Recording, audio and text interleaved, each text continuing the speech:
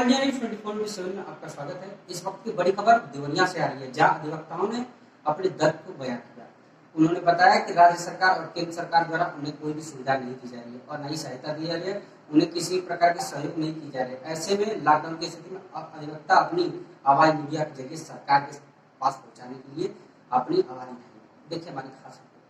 आज हमारे साथ मौजूद हैं दिव्यांश पद त्रिपाठी, जो कि वरिष्ठ समाजवादी पार्टी के वरिष्ठ नेता हैं और समाजवादी अधिवक्ता सभा के जनपद देवरिया के जिला अध्यक्ष भी हैं। आज त्रिपाठी जी हमें बताएंगे कोरोना की महामारी में किस तरह से सारे वर्ग के लोगों पर ध्यान दे रही है सरकार, जो कि अधिवक्ताओं को लेकर सरकार किसी भी प्रकार का न कोई योजना और न ही किसी प्रकार की कोई सहायता प्रदान की जा रही है। ऐसे में त्रिपाठी जी, आप इस विषय पर क्या कहना चाहेंगे? देखिए, कोविड-19 जिसको हम कोरोना वायरस के नाम से जानते हैं, इससे पूरा विश्व परेशान है। भारत भी इससे अछूता नहीं रहा, भारत भी परेशान है। और ये एक ऐसी छुआछूत की बीमारी है कि जिसमें सामाजिक दूरी बनाकर रखना जरूरी है। माननीय प्रधानमंत्री जी के आदेश पर पूरे भारत के लोग सामाजिक दूरी बनाकर लॉकडाउन का पालन कर रहे हैं, घर में रह रहे हैं। केंद्र सरकार, राज्य सरकार, प्रदेश की अन्य प्रदेशों की जो राज्य सरकारें हैं, अपने स्तर से इस महामारी को रोकथाम के लिए लोगों को जागरूक कर रही हैं।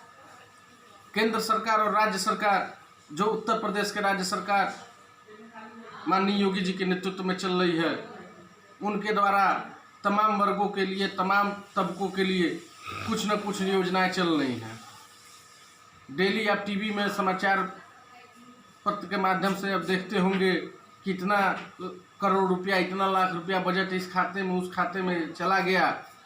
लेकिन सबसे अफसोसजनक की बात यह है कि जिस अधिवक्ता का देश के आज़ादी में महत्वपूर्ण योगदान रहा, जिस अधिवक्ता का समाज में महत्वपूर्ण योगदान रहा, जो अधिवक्ता संविधान का पालन कराता है, कानून का पालन कराता है, उस अधिवक्ता की तरफ न माननीय प्रधानमंत्री नरेंद्र मोदी जी का ध्यान गया और न माननीय उत्तर प्रदेश के मुख्यमंत्री योगी आदित्यनाथ जी का ध्यान गया।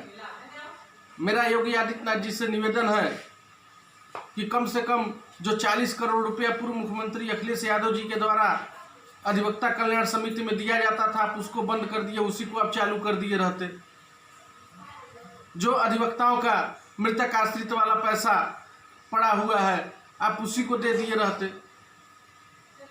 अधिवक्ता का जो भवन बना है पूर्व की सरकारों के द्वारा, उस भवन का कुछ सुधारी करवा दिए रहते। ये जो महामारी चली है, कोरोना की महामारी, इस विषय पर अधिवक्ताओं को लेकर क्या अधिवक्ताओं को कुछ मदद पहुंचाई जा रही है ऐसे समय में सरकार द्वारा? Uttar Pradesh bar association, bar council of Uttar Pradesh के चेयरमैन श्री हरशंकर सिंह जी के द्वारा बार बार राज्य सरकार को चिट्ठी लिखा गया, बार बार बार काउंसिल ऑफ इंडिया को चिट्ठी लिखा गया। बार काउंसिल ऑफ इंडिया के प्रेसिडेंट मनन कुमार मिश्रा जी दिल्ली के कानून मंत्री को चिट्ठी लिखते रहे और जो भी बातचीत करने का साधन हो उस माध्यम से बातचीत करते रहे। लेकिन मैं आज कहना चाहता हूं कि अभी तक सरकार के द्वारा अधिवक्ताओं को कोई सहायता नहीं प्रदान की गई है। 40 से 50 दिन लगभग होने जा रहे हैं लॉकडाउन के, सारे अधिवक्ता अपने घर में हैं, लेकिन अधिवक्ताओं का सूद लेने वाला कोई नहीं है। मेरा निवेदन यही है कि कम से कम हर अधिवक्ताओं के खाते में सरकार कुछ आर्थिक सहयोग राशि प्रदान करे, जिससे अधिवक्ताओं को भी लगे कि अधिवक्ता वर्ग भी समाज का महत्वपूर्ण अंग है। राज्य सरकार से, केंद्र सरकार से निवेदन है कि जो अधिवक्ता प्रोटेक्शन एक्ट है उसको लागू करें, अधिवक्ताओं का जो मेडिकल इंश्योरेंस है उसको बनाए, अधिवक्ताओं को जो कम से कम हर महीने लाइब्रेरी के लिए और नए अधिवक्ताओं को स्टाइपेंड के रूप में जो धनराशि है उसको देना चाहिए।